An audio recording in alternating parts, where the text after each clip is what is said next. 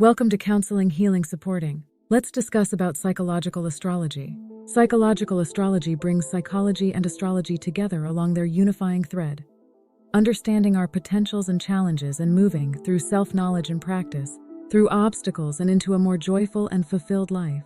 Psychological astrology dictates that every person arrives on this planet with specific proclivities, strengths, and liabilities. It's a way of understanding what our life school is this time around, where we're meant to explore and grow and where we are naturally strongest. An understanding of our own birth chart supports us to live into the complete fullness of our unique selves and to better understand and appreciate the uniqueness and potential of others. The psychological part looks at how, through our nurturing, we have developed certain patterns, defenses, and strengths, and how to address those adaptations or complexes to become more fulfilled and higher functioning. The astrological part is the nature aspect that reveals our cosmic DNA and what our divine lesson plan reveals. A psychological astrology reading combines the nature and nurture aspects of development and helps the individual rise to the highest expression of both. It also helps the petitioner understand divine timing in terms of shorter and longer-lasting cycles of challenge and opportunity. An important note: psychological astrology is not about prediction and ironclad fate.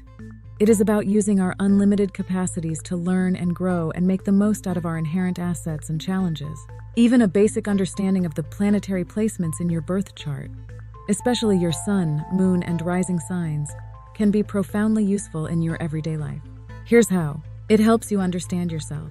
Let's say I have my sun in Capricorn and my moon in Aries, and that my rising sign is Leo. This reinforces that my identity, sun, centers around being a hard worker with great accountability and a love of getting things done. That my needs, moon, include vigorous movement, action, and emotional expression.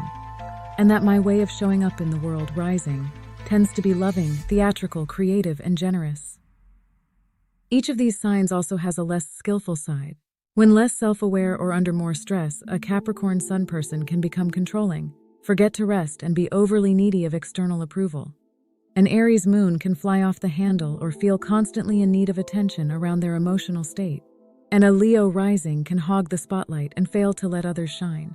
This basic knowledge of myself helps me care for myself and others well, and to course correct toward being my better self when I am less skillful in my life or relationships.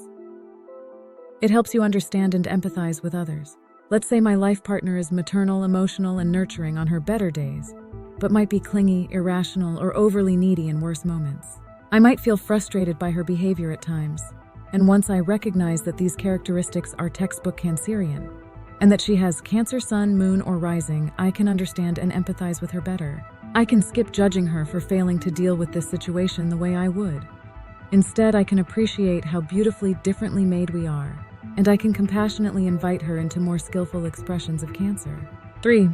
It can help you forgive yourself. If I have my sun in Scorpio, I might tend to be secretive or overly intense or to sabotage myself or others when I'm not self-aware or am under-resourced. My Scorpion stinger might lash out as a first response to difficulty. Knowing about the many qualities of Scorpio, both skillful and unskillful, helps me recognize when I'm swinging toward an expression that might be harmful to me or to others. As I recognize it, I can name it, and I can choose to pause, take care of myself, and make a positive shift.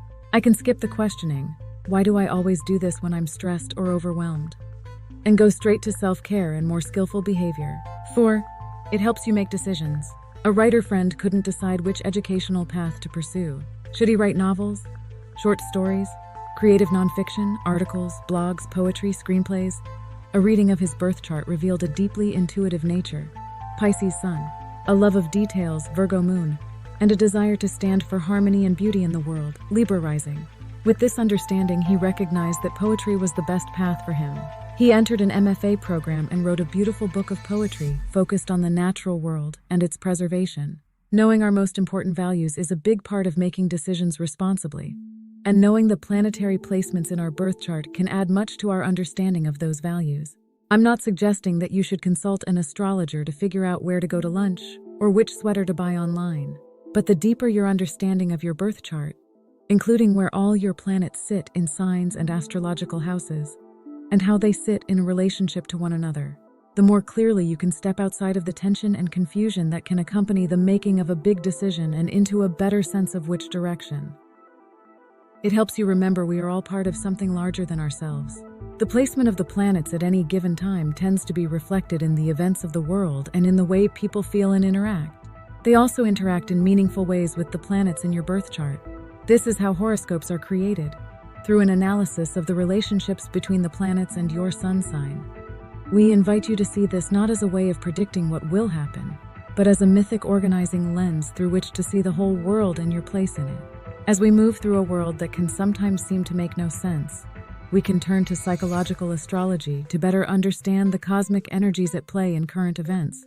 A look at the current placements of the planets called cycles or transits can help us orient ourselves with these energies and to work with them rather than against them. If you make a habit of doing this, you'll begin to see patterns and to feel more at home in the world. Patterns and behaviors will make more sense to you, and you will have more self-awareness and agency to address recurring themes. You'll come to feel that you are not a single being flailing around in a chaotic universe. You are part of a glorious movement of forces that began at the start of time and will continue for long after you are gone. Visit www.swetasomo.com for psychological readings, and visit www.counsellingworldwide.com for counseling and therapies.